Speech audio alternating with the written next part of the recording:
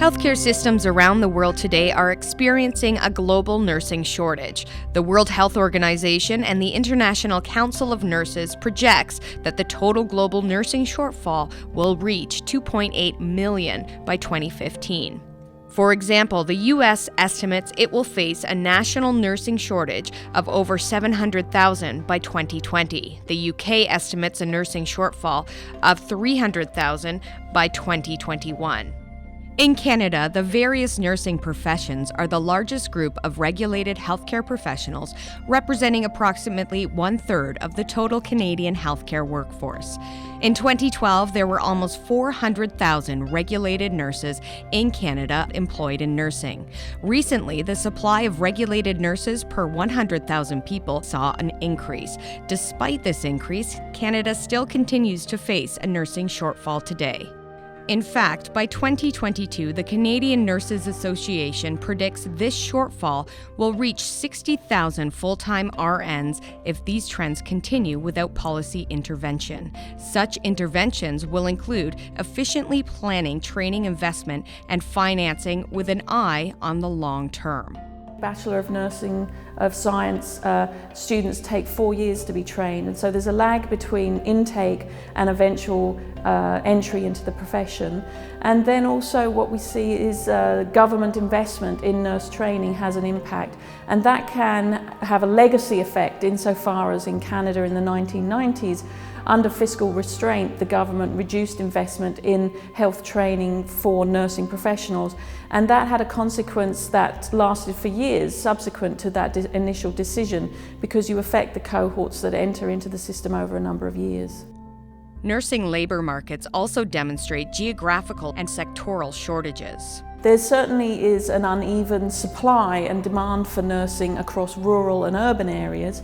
So often you'll find a great supply of nurses in urban areas, but certainly less so in rural and remote regions. And those regions still have healthcare demands that need to be serviced. And also there's sectoral demands. So for example, again in Canada, we have an aging population. So we have a demand for nursing professionals to work in elder care, in geriatric care, and also increasingly the home-based care. We are going to see a massive demand in that sector. So while we may have a shortage of nurses in one part of the system, it may not be that evident in another part of the system. Inadequate nurse staffing has an adverse effect on the quality of patient care, leading to unsafe workplaces where nurses experience high levels of fatigue and burnout. It is estimated that patient mortality rates increase by 7% for every patient added to a nurse's average workload. There is currently a push to increase the attractiveness of healthcare employment domestically. However, the domestic production of Canadian nurse graduates still does not keep up with demand. It is estimated that Canada needs to graduate 18,000 RNs annually to meet demand. The number of available job seekers in the nursing sector is insufficient to fill demand. These trends suggest that Canada's investment in training new nurses alone may not address the nursing shortage. One response to this is the incorporation of internationally educated nurses into Canada's health system. The international migration of health professionals is not a new phenomenon. During the colonial period, missionaries, educators, and healthcare professionals moved from developed to developing nations. The post-colonial era saw a reverse of this flow as growing international healthcare systems demanded more trained professionals. By the end of the 1990s, this flow of trained international health professionals was seen as a perverse subsidy, as poorer countries were training health professionals who migrated to provide care to richer nations. In 2010 alone, the Philippines sent over 12,000 Filipino nurses overseas, 70% of whom went to Saudi Arabia. In 2010, the World Health Organization introduced a voluntary code on the ethical recruitment of health professionals. Member states are expected to discourage active recruitment of health personnel from developing countries facing critical shortages of health workers. Despite being a destination country for internationally educated nurses, Canada is also a source country producing nurses who choose to practice abroad. In fact, the U.S. is one of the top destination countries for Canadian nurse graduates.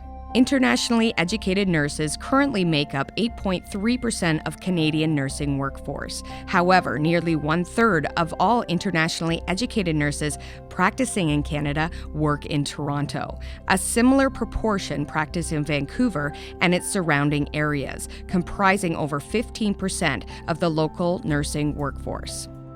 In other words, the success of internationally educated nurses is of significant importance for Canada's largest cities. We know that in Canada, for example, the average age of our nurses is over 40 years of age, and although we're training and are committed to training Canadian healthcare workers, we need our internationally educated professionals that have come to live here in Canada, and we have a commitment as a healthcare system to integrate these individuals in a way that is successful. The successful integration of internationally educated nurses is an area of priority for Canadian health human resource planning, but there are major barriers internationally educated nurses have to overcome in order to practice as a nurse in Canada.